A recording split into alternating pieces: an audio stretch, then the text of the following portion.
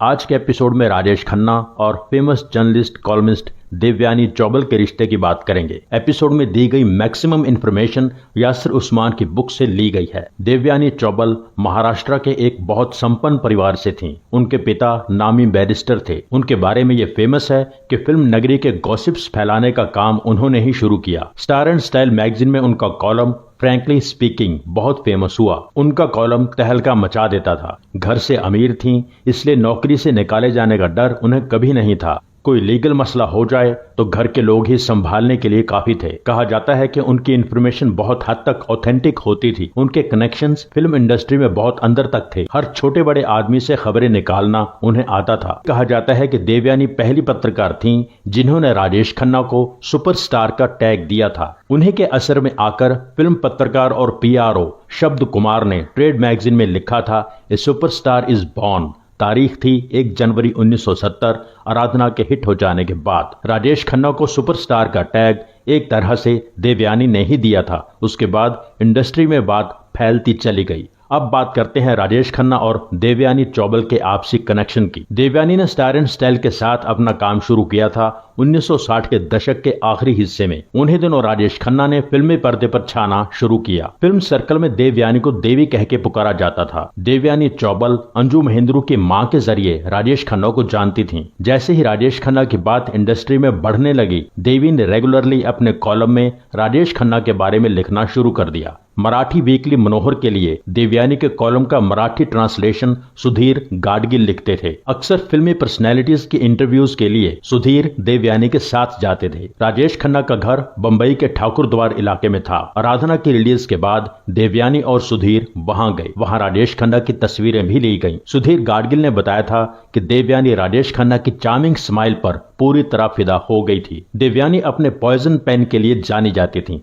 जहरीली कलम। पर राजेश खन्ना के लिए बात अलग थी। एक बार देवयानी ने राजेश खन्ना के बारे में लिखा, as a person he is women's delight, the father, the child, the lover. जब राजेश खन्ना ने आशीर्वाद बंगला खरीद लिया और वहां रहने लगे, तब उनके पास कोई जर्नलिस्ट आसानी से नहीं जा पाता था। सिर्फ देवयानी चौबल थीं जो बिना रोक टोक आशीर्वाद में आती जाती थीं। राजेश खन्ना की इनसाइड स्टोरीज वही बाहर लाती थीं। इंडस्ट्री की कई सारी इनसाइड स्टोरीज राजेश खन्ना तक पहुंचाती थीं। देवयानी ने कहा था कि मैंने अकेली ने राजेश खन्ना की मार्केटिंग करके उसे फिनोमिनल इमेज दी। बाकी कई पत्रकारों ने बताया था कि हर हफ्ते देवयानी का कॉलम राजेश खन्ना के इर्द गिर्द ही होता था। इससे ऐसा लगता था कि राजेश खन्ना और देवयानी के बीच कुछ खास ही रिश्ता है। इंडस्ट्री में कुछ लोग देवयानी को राजेश खन्ना की सेल्फ स्टाइल्ड लवर कहते थे, कुछ क्रेजी फैन कहते थे, कुछ कहते थे कि देवयानी राजेश खन्ना के दरबार का एक प्यादा है। सुधीर गाडगिल ने एक और इंसिडेंट शेयर किया था। एक बार देवयानी और सुधीर लोनावाला जा रहे थे, जहां राजेश खन्ना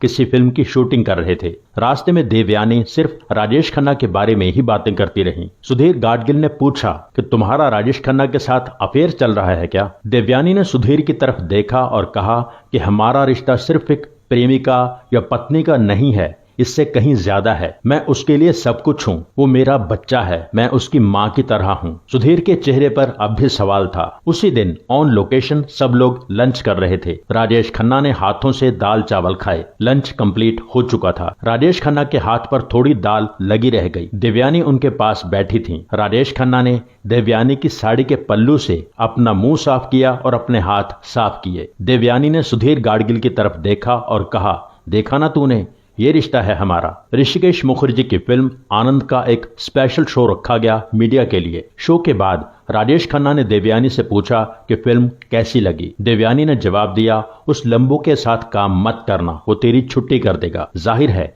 देवयानी अमिताभ के बारे में कह रही थी। राजेश खन्ना ने देवयानी से पूछा, क्या हुआ, उस लंबू में ऐसा क्या है? देवयानी ने कहा, तुमने उसकी आंखें देखी हैं, उसकी आवाज सुनी है? मैं कह रही हूँ उसके साथ काम मत करना। तब राजेश खन्ना ने देवयानी की इस बात को हंसी में उड़ा दिया था। देवयानी ने एक बार राजेश खन्ना के बारे में लिखा था 6 और 60। डिटेल में यह बात लिखी थी कि जब आप राजेश खन्ना के साथ होते हैं तो या तो वो 60 साल का होता है, दादा की तरह अच्छी बातें सिखाएगा, आपकी गलतियां सही करने की कोशिश करेगा, या वो 6 साल का बच्चा होता है जो जरा जरा सी बात पर नाराज हो जाता है। देवयानी ने BBC को बताया था कि राजेश खन्ना ने सबसे पहले मुझे बताया था कि वो डिम्पल से शादी करने जा रहा है। आधी रात के बाद 3 बजे कॉल की थी और बताया था कि मैंने डिंपल को प्रपोज कर दिया है। देवयानी ने यह भी कहा कि शादी के दिन राजेश खन्ना के सर पर साफा मैंने ही बांधा था। राजेश खन्ना की शादी के बाद सबसे पहले देवयानी के जरिए ही बाहर आई थी। काका की शादी के बाद काका का स्टार डस्ट में एक इंटरव्यू छपा था जिसमें अंजू महेंद्रू और डिंपल कपाड़िया की बात थी। स्टार डस्ट ने यह भी लिखा कि अंजू के साथ साथ काका की पत्रकार दोस्त भी बहुत बुरा मान गई होगी इस शादी से, यानी देवयानी। देवयानी को जब इसके बारे में पूछा गया तो उन्होंने कहा था कि मैं आजकल राजेश खन्ना से नहीं मिलती, वो अपनी ही इमेज का शिकार बन चुका है। देवयानी ने आगे चल के एक बार यह भी कहा कि राजेश खन्ना इंडस्ट्री का इकलौता स्टार है जिसके साथ मैं सोई हूं। बहुत लोगों का मानना था कि राजेश खन्ना की शादी के बाद और उसकी असफल हो रही फिल्मों के कारण देवयानी का भी उसमें इंटरेस्ट खत्म हो गया था। राजेश खन्ना और देवयानी का रिश्ता खराब हो चुका था। देवयानी ने शुरू में राजेश खन्ना के खिलाफ कुछ नहीं लिखा था, पर अब वो भी कुछ ऐसा लिखने लगी थी जिससे राजेश खन्ना को पर्सनल और प्रोफेशनल लेवल पर नुकसान हो रहा था। एक बार राजेश खन्ना ने स्टारडस्ट मैगजीन को एक इंटरव्यू दिया और देवयानी के बारे में कहा था,